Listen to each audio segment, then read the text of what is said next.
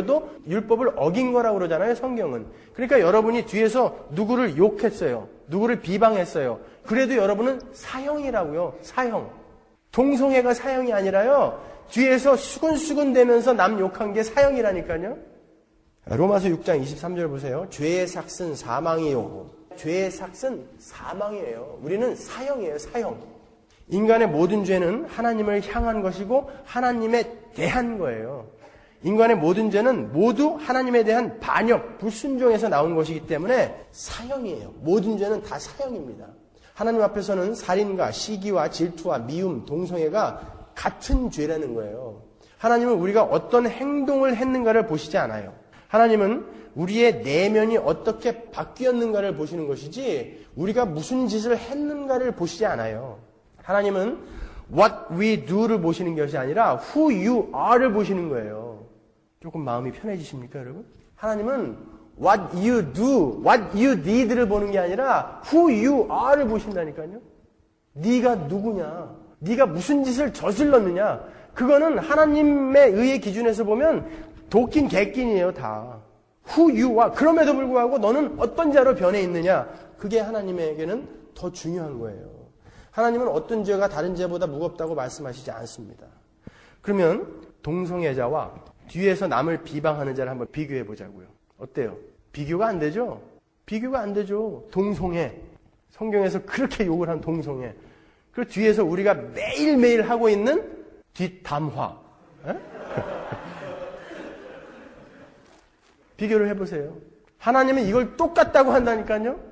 예수님은 살인강도, 세리, 간음하다 현장에서 잡힌 여자는 모두 현장에서 용서하셨어요. 그런데 형제를 가리켜 멍청한 놈, 나아가라고 이야기하는 자는 지옥의 불을 피할 수 없다라고까지 이야기하셨어요. 왜 그러셨을까요?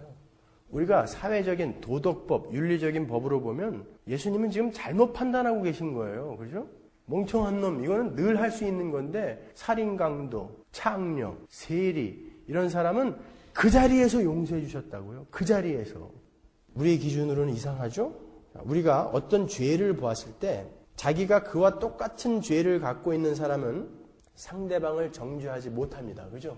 뭐 묻은 개가 뭐 묻은 개 욕 못한다고 그러잖아요. 자기가 죄가 있다라고 진짜 아는 사람은 상대방을 욕을 못한다는 거예요. 그거는 인지상정이에요. 당연한 거죠. 그래서 누가 어떤 사람을 욕하고 비난하고 정죄한다는 것은 자기는 그렇지 않다라는 것을 전제로 하는 거예요. 그죠? 자기가 죄가 있다. 저 사람보다 더 심한 죄가 있다라는 사람은 뒤에서 그 사람 욕을 못 한다는 거예요. 근데 그 사람 욕을 한다는 건 지금 자기가 얼마나 죄인인가를 못 보고 있다라는 거예요. 그런데 성경은 모든 인간은 죄인이다 그런단 말이에요. 그러면 지금 뭐예요? 뒤에서 누굴 욕하고 비방하고 수근수근 한다는 거, 동성애 나쁜 거야, 이혼한 거 나쁜 거야, 마약하는 거 나쁜 거야, 이렇게 욕한다는 건 뭐예요? 지금 자기 안에 있는 것을 교묘하게 감춰놓고 있다라는 거예요. 그 사람은요. 그 사람은 욕을 할 수 있어요. 자기가 죄인이라는 것을 자각하고 인식해본 사람은 욕을 못해요. 자기가 더 추악한 죄를 지었었던 자라는 것을 알기 때문에. 그래서 남을 비방하고 비난한다는 것은 자기 죄에 대해서 눈을 감는 행위이기 때문에 악하고도 악한 것이다 라고 성경이 이야기하는 거예요. 우리는 늘 사도 바울처럼 내가 최고 죄인이다 그 사실을 잊지 말아야 하는 것입니다. 그러면 동성애자를 보고서 마약 중독자를 보고서 도둑놈을 보고서 이혼한 사람들을 보고서 지금처럼 손가락질을 할 수 없다라는 거예요. 전부 자기는 죄인이 아니다라고 자기를 감추고 있기 때문에 남을 향해서 손가락질을 한다는 거예요. 세 번째로 우리는 죄를 지은 사람들을 대할 때 그들에게 연민의 마음을 품어야 한다. 저는 이렇게 말씀드리고 싶습니다. 우리는 우리 주변에 죄를 지은 사람을 보게 되면 죄에 빠진 사람의 어쩔 수 없는 그런 형편을 배려해야 하는 거예요. 동성애자들처럼 자라면서 동성에게만 관심이 끌리는 그 상황을 어떻게 하겠어요? 어떻게 하겠어요? 도박을 끊겠다고 손가락을 잘랐는데 여전히 여기 팔꿈치에다 끼고서 도박을 하는 그걸 어떻게 하겠어요? 그걸. 그렇게 열심히 노력해봤는데도 안 되는 거. 우리는 그들의 수치심과 죄책감과 암담함을 우리 마음 깊이 공감을 해줘야 되는 거예요. 여러분, 죄를 짓는 모든 사람은요, 자신이 먼저 고통과 공고함 속에 던져지게 됩니다. 본인이 먼저 괴롭다고요. 그들은 우리가 돌을 던지지 않아도 이미 고통당하고 있습니다. 로마서 2장 9절 보세요. 악을 행하는 각 사람의 영에게 환난과 공고가 있으리니 첫째는 유대인에게요 또한 헬라인에게며. 유대인에게요 헬라인에게며라는 것은 모든 사람이라는 뜻이거든요. 악을 행하는 각 사람의 영에는 이미 환난과 공고가 있어요. 로마서 1장 26절 다시 한번 보겠습니다. 이를 인하여 하나님께서 저희를 부끄러운 욕심에 내어버려 두셨으니 곧 저희 여인들도 순리대로 쓸 것을 바꾸어 영리로 쓰며 이와 같이 남자들도 순리대로 여인 쓰기를 버리고 서로 향하여 음욕이 부릴 듯하며 남자가 남자로 더불어 부끄러운 일을 행하여 저희의 그릇됨에 상당한 보응을 그 자신에 받았느니라 그래요. 괴로워요, 여러분. 아까 맨 화이트 이야기 보셨죠? 괴로워서 자살까지 하고 싶을 만큼 괴로워요. 근데 안 끊어져요. 그걸 어떻게 하겠냔 말이에요. 예레미야 2장 19절 보세요. 내 악이 너를 징계하겠고 내 패역이 너를 책할 것이라. 그런즉 내 하나님 여호와를 버림과 내 속에 나를 경외함이 없는 것이 악이요 고통인 줄 알라. 주 만군의 여호와의 말이니라. 하나님이 직접 말씀하세요. 그 안에 하나님이 안 계시면 우리는 악을 행하게 되고 그것은 고통이다 그런다고요. 고통이다. 여러분 남을 미워할 때 정말 아무렇지도 않고 막 기쁘세요? 남을 막 미워할 때 정말 내 마음은 아무렇지도 않고 막 기쁘시냐고요. 괴롭죠? 힘들죠? 남을 미워하는데 분명히 그 사람이 잘못해서 내가 그 사람을 미워하는데 내가 힘들어요. 죄는 그런 거예요. 누구를 실컷 패고 나면 기분이 좋으세요? 가슴이 아파요. 가슴이. 뒤에서 여러 명이 모여서 수근수근대면서 누구를 욕하는 그 자리가 끝나고 집에 가면서 아우 상쾌해. 그런 적 있으세요, 여러분? 괴로워요. 고통스러워요, 그거는요. 자기를 자꾸 디모나이즈 시키는 거예요. 사람은 절대 편하게 기쁘게 죄를 짓지 못합니다. 죄는 이렇게 고통을 수반한다고요.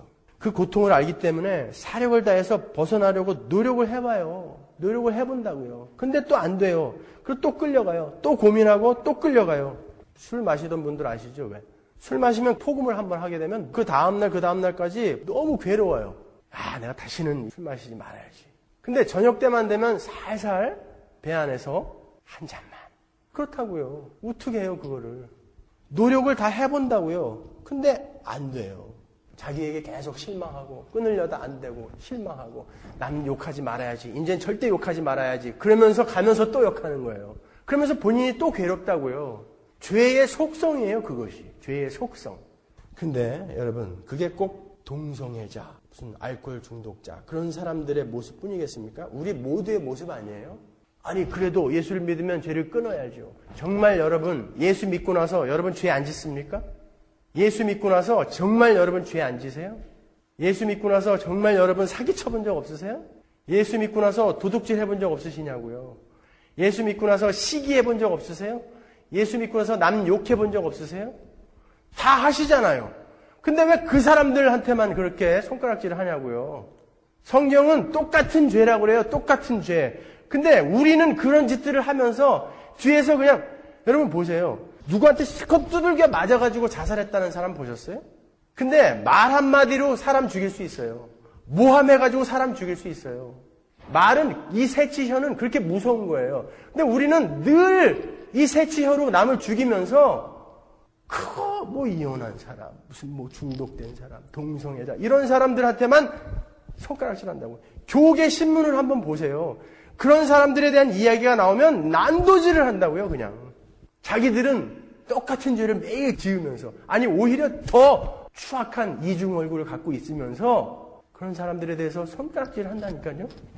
아니요, 여러분. 우리는 우리를 먼저 보셔요. 그리고 예수의 눈으로 그 죄를 보실 수 있어야 돼요.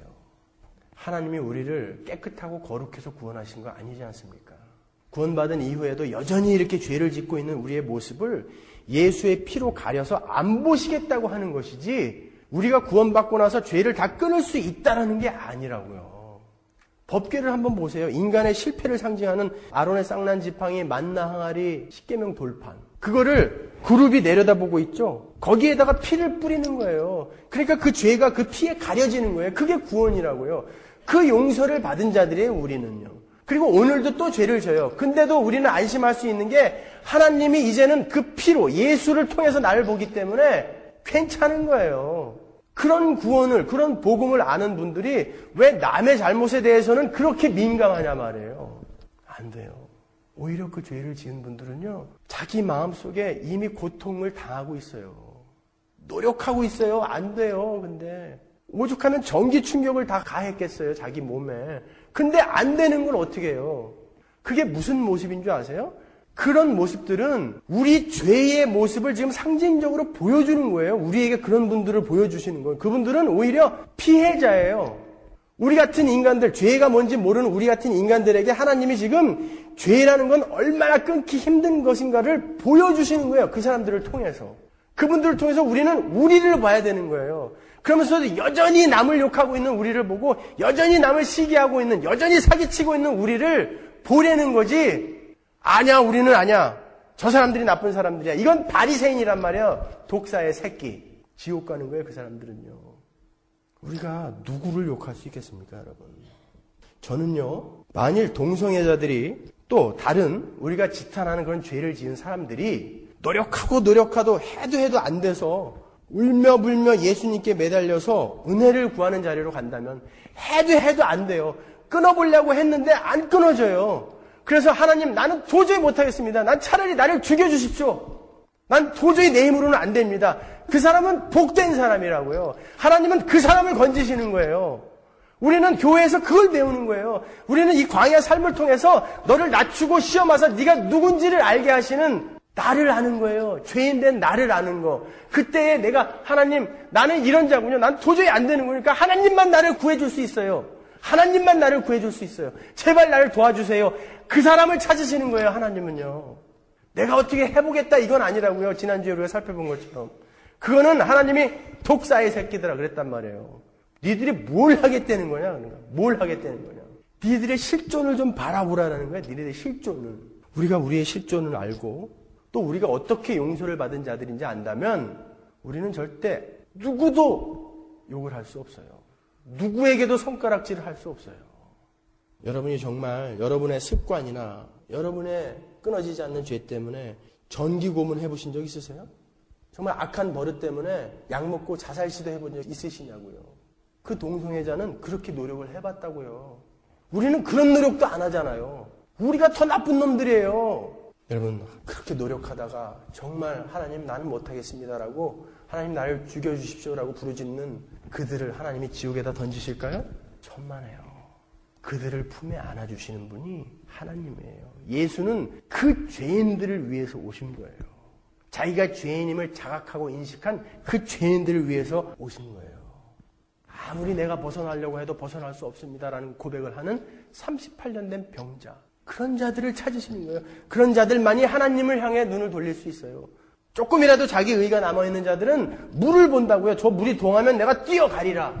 그러나 38년 된 병자는 어떻습니까? 하나님, 나는 도저히 못 끊겠어요. 도저히 안 돼요, 나는. 하나님 나를 구해주세요. 나를 건져주세요. 그리로 가는 것이 그리스도인입니다. 우리가 누구를 비난하고 욕하고 정죄하는 것에 대해 성경은 이렇게 이야기합니다. 너희는 지금 하나님의 진노를 차곡차곡 쌓고 있는 것이다. 이렇게 이야기해요. 로마서 2장 1절 보십시오. 그러므로 남을 판단하는 사람아, 물론 누구든지 내가 핑계치 못할 것은 남을 판단하는 것으로 내가 너를 정죄함이니 판단하는 내가 같은 일을 행함이니라. 이런 일을 행하는 자에게 하나님의 판단이 진리대로 되는 줄 우리가 아노라. 이런 일을 행하는 자를 판단하고도 같은 일을 행하는 사람아, 내가 하나님의 판단을 피할 줄로 생각하느냐? 혹 내가 하나님의 인자하심이 너를 인도하여 회개케 하심을 알지 못하여 그의 인자하심과 용납하심과 같이 참으심의 풍성함을 멸시하느뇨? 다만 내 고집과 회개치 아니한 마음을 따라 진노의 날 곧 하나님의 의로우신 판단이 나타나는 그날에 임할 진노를 내게 쌓는도다. 하나님의 진노를 쌓는도다. 남을 비판하고 정죄하고 욕하는 사람들은 하나님의 진노를 격발케 하고 있는 거예요. 그 순간. 그리고 자기의 판단이 그대로 자기에게 돌아간다라고 성경은 이야기하고 있죠. 여러분, 괜히 겁주는 거 아니에요. 진짜로 부메랑처럼 자기에게 돌아온다고요. 그 판단이, 그 정죄가. 성경에서 명확하게 이야기하고 있어요. 왜 그런 줄 아세요? 제가 거기에 대해서 조금 설명해 드리겠습니다. 여러분과 저는 살아가면서 세상을 대면하고 살아야 하기 때문에 세상에 대해 내놓은 가면이 있어요. 속으로는 막 화내고 싶은데 교양 있는 사람으로 보여야 하기 때문에 겉으로는 아무렇지 않게 마음 넓은 사람처럼 보이기도 합니다. 그리고 확 욕을 하고 싶은데